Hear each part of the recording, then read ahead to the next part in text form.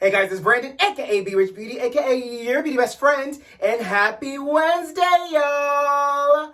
Kamala Harris graces the cover of Vogue. We have an update on the Kanye West and all the good old drama, and there might be a few seasons of Bridgerton coming to us very, very soon. Baby, we're talking about that and a lot more. You know what to do. Grab your tea, grab your beverage, let go.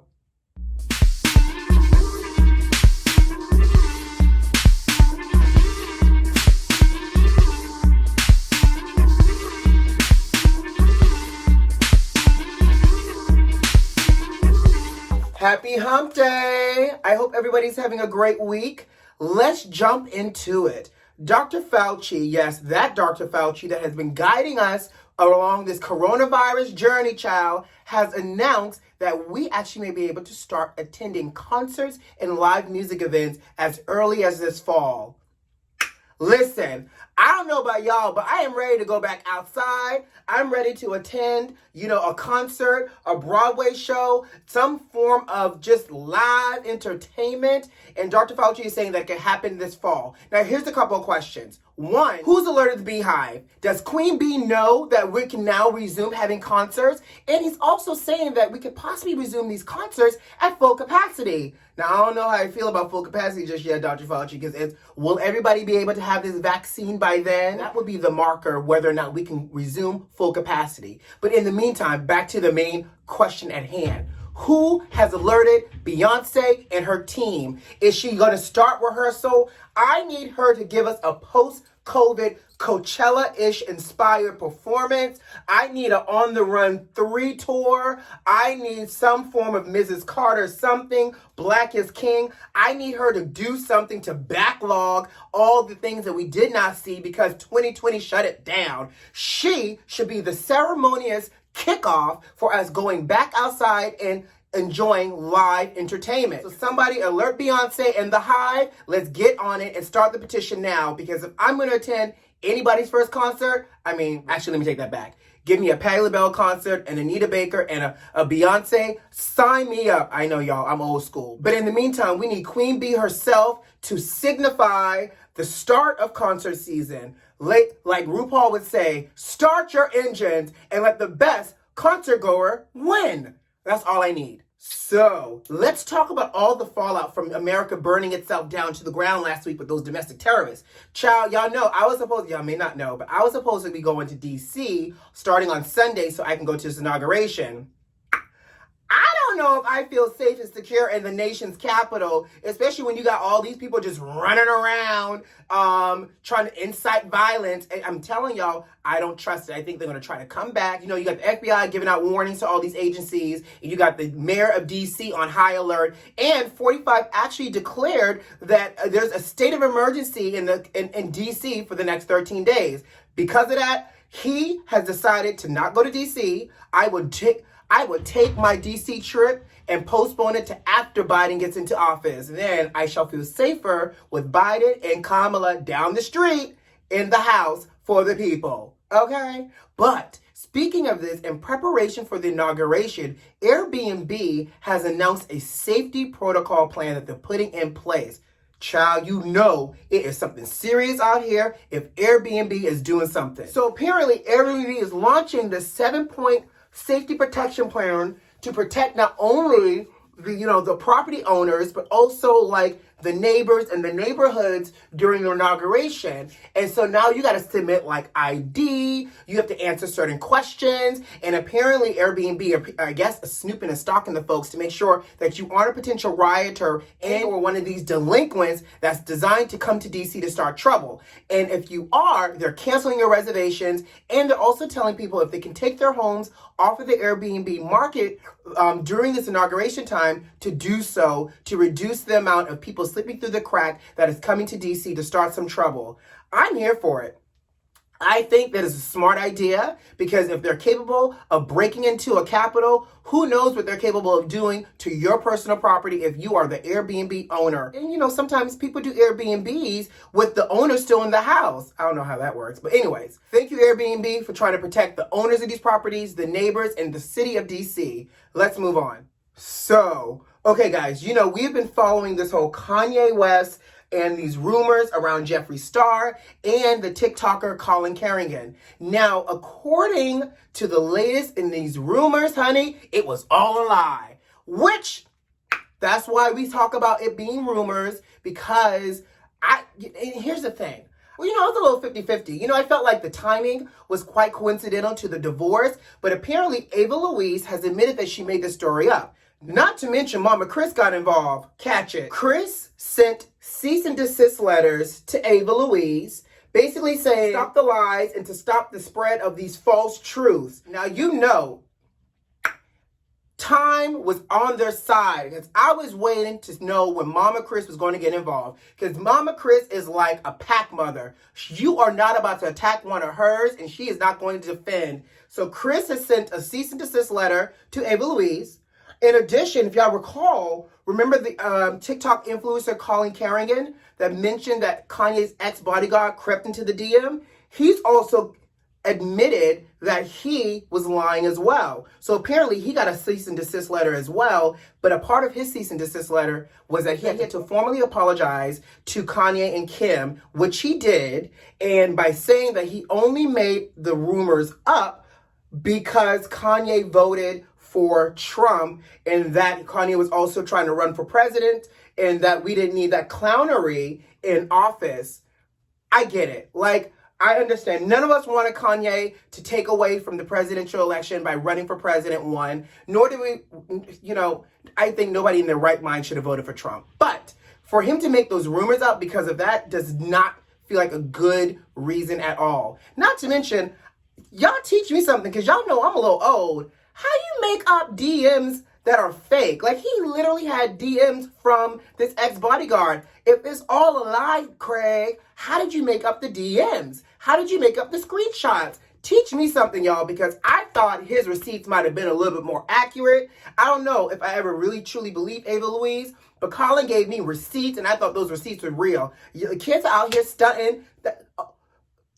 A clear example of being a stunt queen. Can the kids go back to being regular old stunt queens? Write a bad check, steal a credit card, buy some Dior, some Chanel, do something, but don't be stunting on no doggone DMs. Like, to me, that is the pettiest of petty type of stunt queen you could be, is stunning on some DMs. At the end of the day, I guess it all worked itself out. The power of a cease and desist letter, I'll tell you that much, child, to get the truth out of people. And Jeffree did say that it was all a rumor. I still think it's a little coincidental that Jeffree lives in Wyoming and also still neighbors with them, but that's neither here nor there. Allegedly, all rumors. Well, he did really buy a home. It's not alleged or a rumor. But Jeffree said it was all lies. Colin admitted to lying. Ava Louise is a liar as well. So, yeah, I guess you gotta be careful on where you get your news from down at the TikTok.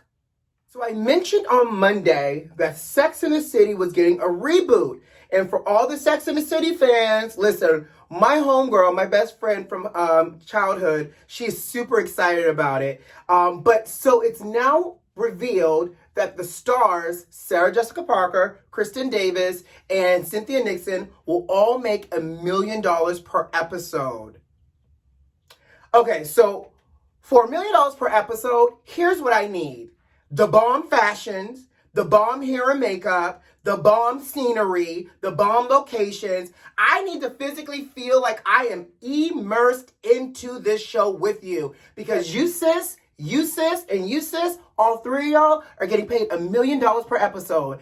Let me find out that Sex in the City was that damn popular that y'all are running $1 million check per episode. And you know, well, you know, nowadays, seasons don't run like they used to back in the day. So it'll probably be a 10 episode or 8 episode type of season. But still, that's $8 to $10 million off top that they're making just for showing up and filming Sex in the City, this reboot. So with that being said, for $1 million, I need y'all to show up and show out.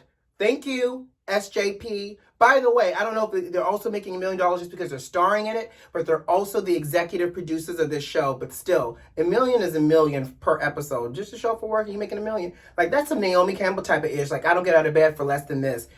Work. The power of negotiation and the power of true talent.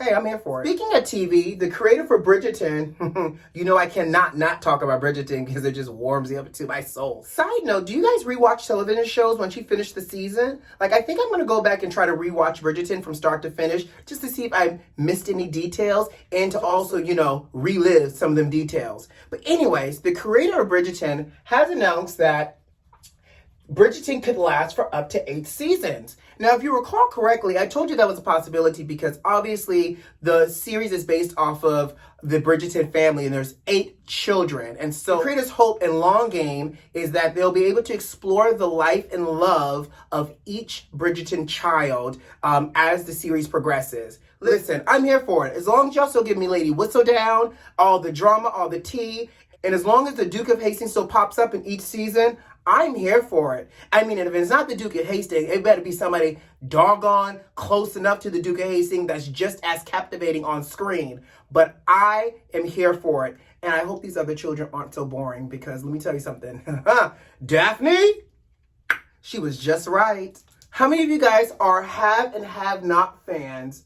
Well, apparently the have and have nots is coming to an end. This is their last season. I don't really watch the show. I try to give it a good old run. I think in the first season, I couldn't get into it. No tea, no shade. It's a scripted Tyler Perry show, and I just could not get into it because it was a scripted Tyler Perry show. But apparently, it's been on for 8 seasons, and the kids love it. I'm gonna tell you one thing. Grams watches it, and she loves a good old have and have not, honey. I know not to call her when have and have nots is on, but apparently it will be ending its run on OWN come May. So they're obviously are on like a hiatus right now. And so once they come back from their hiatus, the remaining episodes, which will wrap in May, will be the series finale. So if you are a have and have nots fan, enjoy these last couple of episodes because it is coming to an end. And I will say this. This will be one of those series where I probably won't be going back to watch now that it's over just to binge because, again, it was the Tyler Perry scripted show and I could not get into it. But apparently the kids love the drama around it. Tika Sumpter really was a breakout star in the show and I think she has so much more great acting in her future. But, you know, kudos to everybody that participated in Have and Have Nots and those that like it. Just thought I would share with you because, you know, I'm your beauty best friend. All right, let's talk. Our vice president-elect is gracing the cover of Vogue. Yes, God, honey. And not only is she gracing the cover for Vogue, apparently there's a lot of fallout around this. One, apparently Kamala's camp was blindsided by the cover that was released of her in a black blazer with the pink and green background. Shout out to all the AKAs because that was Kamala's direct shout out to her sorority, right? And I love the fact that pink and green is now the printed copy. So apparently there's going to be 2 copies of the magazine. One is going to be printed, which will be the pink and green background. The other is going to be a digital cover, which has Kamala in a light blue suit with a tan background and with her wearing the American flag. Now, apparently Kamala's team and obviously Anna Wintour apparently agreed that the official printed cover would be Kamala in the blue suit. Well, when they released the pink and green background, it supposedly caught Kamala in her camp off guard. Now, here's the thing. Anna Wintour actually has responded because it's beginning a lot of backlash. A lot of people are upset because they're also saying that the pink and green cover, 1, is less formal, but 2, the lighting washes Kamala out, and 3, the quality of the photo is not the kind of quality that would be on the cover of Vogue. And they're accusing Vogue, especially Anna Child, of whitewashing Kamala's moment on Vogue. I will admit, I initially was a little up in arms. When I saw both covers, I was like completely, the light blue cover is a lot more vice presidential. It speaks very much polished and professional, and it serves very much magazine cover worthy. Now, y'all know Miss Anna Wintour don't really open up her mouth for no explanation, but she offered up an explanation about why they chose the pink and green background for the cover of the February issue. Primarily, she said that there was no agreement, there was no formal agreement between Kamala's team and hers for the actual cover. Specifically so that because there was no agreement, when they got the photos in, she's saying that when she saw the pink and green background photo with Kamala in the blazer and the chucks, that she and her team felt like it made Kamala accessible and it appeared a lot more approachable, especially with everything that's going on. Anna went on to say that we're living in the midst of an unprecedented type of a pandemic, and people are losing their lives by the minute. And we felt that this election not only is historical between Biden and Harris, but it really speaks to the core and the essence of what Kamala is. And she's a hard worker. She hits the ground running, and she's approachable and accessible. And that's why they went and made the decision for the pink and green background. That explanation makes a lot of sense because when you see it, you feel like you can identify with her. She feels like somebody that's relatable. And what we saw while Kamala was campaigning was that she was either in Chuck's or Tim's. So we know that it's an authentic moment for Kamala. Don't get me wrong. I love the professional, like light blue suit, but in the midst of everything that's happening right now, I agree. I think Kamala, the cover for the pink and green cover is perfect. And so I actually understand what Anna and her team were coming from. And, I will say, aren't we tired as like a society of always just getting up in arms over something that we may not understand or we feel it is done some kind of wrong? Like, it gets a little old and a little exhausting at times. And I was talking about this with a friend. But in this case, I totally agree. I love the cover. I am going to physically be buying the magazine. I don't have a subscription to Vogue, but every now and then there's always somebody that graces the magazine that makes me pick the magazine up, and this will be an issue that I pick up. So are you grabbing your issue of Vogue? I hope so. It's historic. Oh, before I get out of here, Lori Harvey, Steve Harvey's stepdaughter, has announced her latest come up in terms of dating. Child, Lori is known for dating high-profile men like Future and allegedly Trey Songz, but now she has announced that she is dating people's sexiest man alive, Michael B. Jordan. They both dropped photos of each other on their Instagram page. And the rumor was that they were dating back in like November when they were both caught in Atlanta for Thanksgiving. And now they've announced that they have been seeing each other for the last 4 months. Apparently, Sierra must have slipped Lori some kind of prayer because Lori got the huge come up. And I will say this, again, in the words of RuPaul, for both of y'all, don't F it up. And I will say, I'm going to look at Lori a little side-eye. Lori, don't break Michael B. Jordan's heart. You got the sexiest man alive cuffed up, okay? And there's a lot of people out here that wish they were in your shoes. So enjoy the ride, lovers, and we'll be watching and staying tuned.